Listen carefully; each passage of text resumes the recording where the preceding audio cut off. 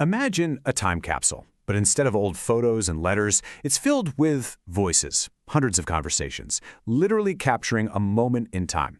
For 40 years, an incredible project in Brazil has been protecting a treasure just like that. But now, to share it with the world, they have to solve a very modern problem, one that pits the rules of the past against the ethics of today. So how'd they do it?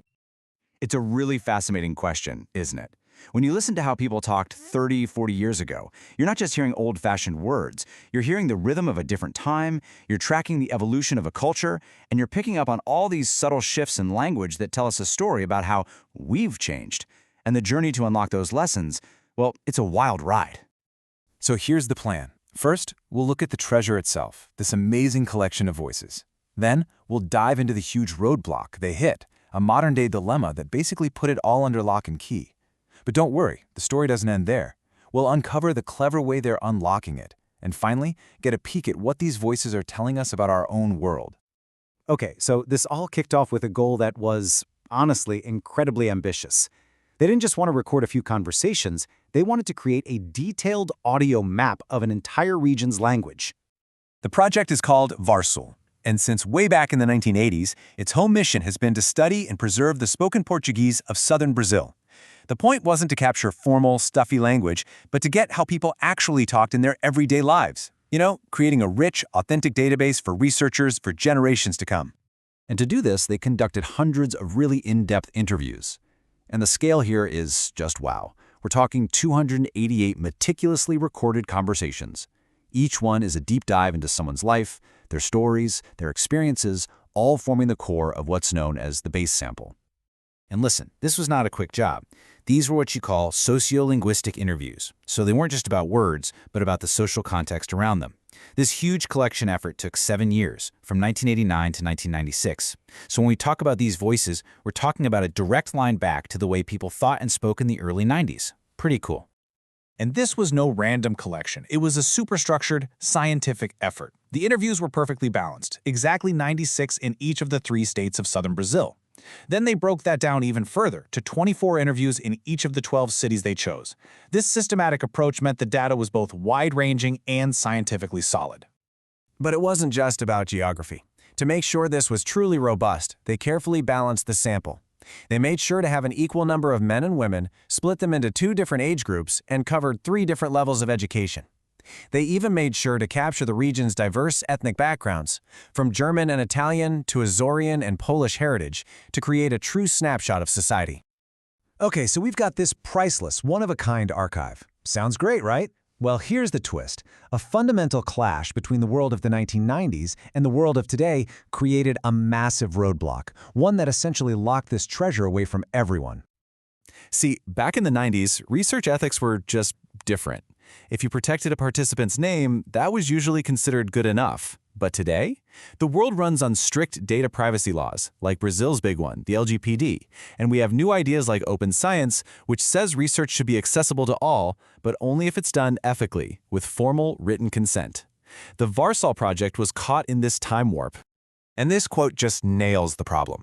Because all this data was collected before today's rules were even a thing, those formal consent forms that are now absolutely mandatory, well, they just don't exist. They're not in the archives. And without them, sharing the data became a legal and ethical nightmare.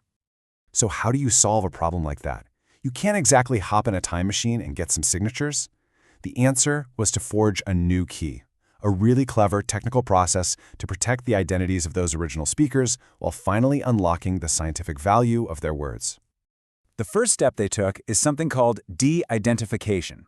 This is where the researchers go in and remove direct identifiers, like people's names.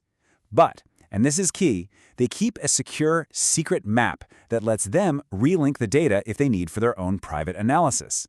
Think of it like giving everyone a codename. But to share this stuff publicly, they had to go one giant step further, to full-on anonymization. This is a much more permanent process. It completely severs the link between the data and the person, so re-identifying them becomes almost impossible. And here's the magic trick. Once data is truly anonymized, it's no longer considered personal data under the law. That makes it safe to share. So how did they pull this off? It was this super meticulous 3-step process. First, they used custom software to scan all the transcripts and find any identifying info. Second, they replaced every single name, specific place, or company with a generic tag. And third, and this is the really wild part, they went back to the original audio recordings and carefully silenced those exact spoken words, ensuring total privacy in both the text and the sound. So, with all that hard work done and the data finally being unlocked, the project is now entering its most exciting phase. They can now use this 40-year-old baseline to ask a really powerful question. How has the language and the community itself changed over all this time? They have launched a whole new project to study linguistic change in what researchers call real time. And that is so powerful because it means they're not just looking at a single old snapshot.